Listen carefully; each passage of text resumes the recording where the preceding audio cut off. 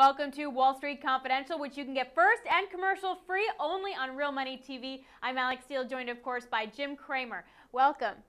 Now, word on the street here is that AIG's $30 billion additional bailout is actually a bad thing. What do you think? No, that's wrong. I mean, I listen to people, nice people like Rick Santelli on CNBC, who's gotten quite controversial because he favors the old days, the laissez-faire stand, just let the chips fall.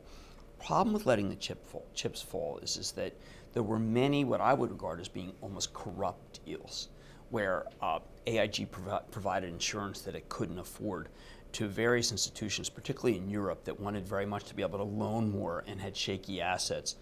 And the rules over in Europe were very clear, which is that if you own a lot of AAA assets, you can make more loans.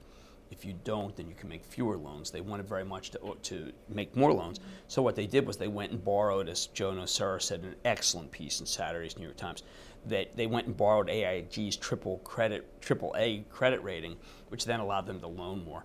The reason why all this is important is because, again, like I feel with Citigroup, we have to break the linkage between the stock market and what happened in particular companies' bad behavior and the collapse of the system. AIG made a series of mistakes. It is too late to rectify them. But the question is who owns AIG? And the answer is the U.S. government, people. And then the next question is who's obligated to the contracts that AIG wrote? And I would say, well, you know what? We own it. We're obligated. We can't step away from our obligations because then there'd be a collapse. Are we going to see even more money given to AIG? Yes, I believe that the total amount that may be to AIG. I had been saying $200 billion when it was at 60. We're almost at the $200 billion.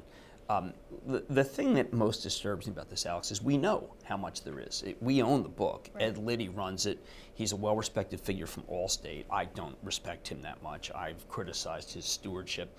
I think that AIG should be run directly by Treasury, and we should be able to see what the obligations are so we know what's coming.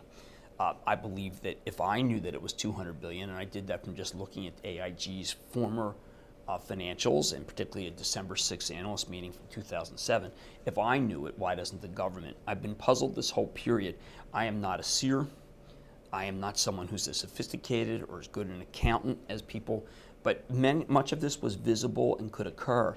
And now I just want to know the specifics of what the U.S. government's paying for so that we can then prepare for the worst for the next few places. Right. And they're almost there. It's 180 so far. So. Yeah, it's going to turn out to be more than that, I think, because there was a rogue outfit in London run by this fellow Joe Cassano, whom the papers say is being investigated by the U.S. attorney.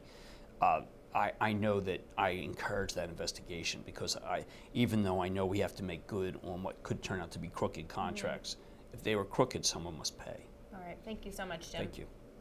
And you can trade with Cramer every day with his action alerts plus portfolio. Email action@thestreet.com for a free trial now. And always read up on Jim on realmoney.com. Email money@thestreet.com for a special offer now.